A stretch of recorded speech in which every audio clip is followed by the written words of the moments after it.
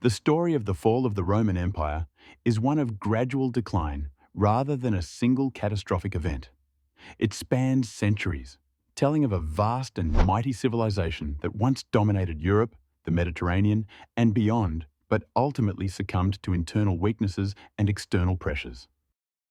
Though Rome's glory would fade, its legacy would endure, influencing the world long after the empire's collapse. It began with the empire's sheer size and ambition, which became both its strength and its curse. By the 3rd century CE, managing such an immense realm had grown almost impossible. The empire stretched from Britain to North Africa, from Spain to the Middle East.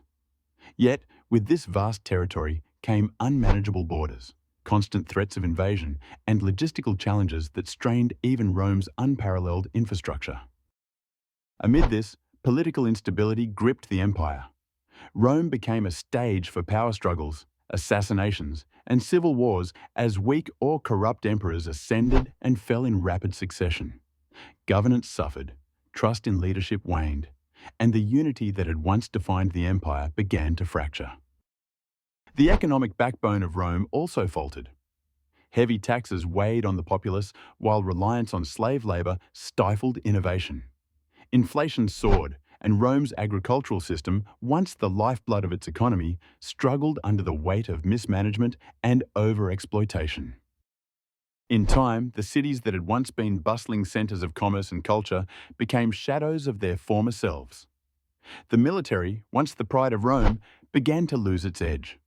Rome's famed legions were no longer the disciplined force that had conquered the known world. Internal discord, poor leadership, and a growing dependence on foreign mercenaries weakened the empire's ability to defend itself. As the borders grew porous, waves of invaders began to press in. The barbarian tribes were relentless. Among the most notable were the Visigoths, who under their leader Alaric sacked the city of Rome in 410 CE, a moment that shook the ancient world. This was followed by the Vandals, who delivered another devastating blow in 455 CE. The Eternal City, once thought invincible, had been humbled by these incursions, signaling the empire's vulnerability. As the Western Roman Empire weakened, the Eastern Empire, later known as the Byzantine Empire, flourished.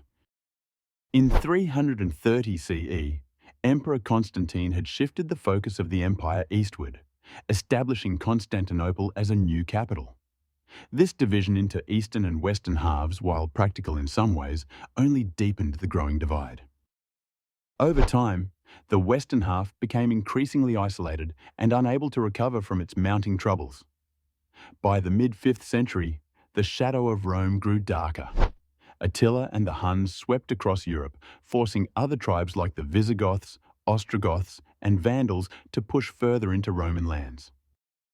Finally, in 476 CE, a Germanic leader named Odoacer deposed the last emperor of the Western Roman Empire, the young and powerless Romulus Augustulus. This moment is often marked as the symbolic end of Rome's dominance. But while the Western Roman Empire crumbled, its influence persisted. The Byzantine Empire continued for nearly another 1,000 years, preserving Roman traditions and blending them with Greek culture.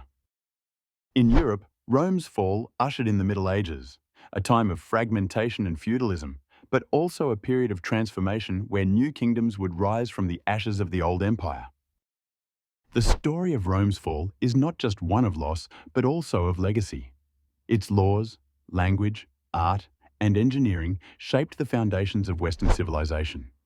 The collapse of Rome reminds us of the fragility of even the mightiest empires and the enduring influence of their achievements.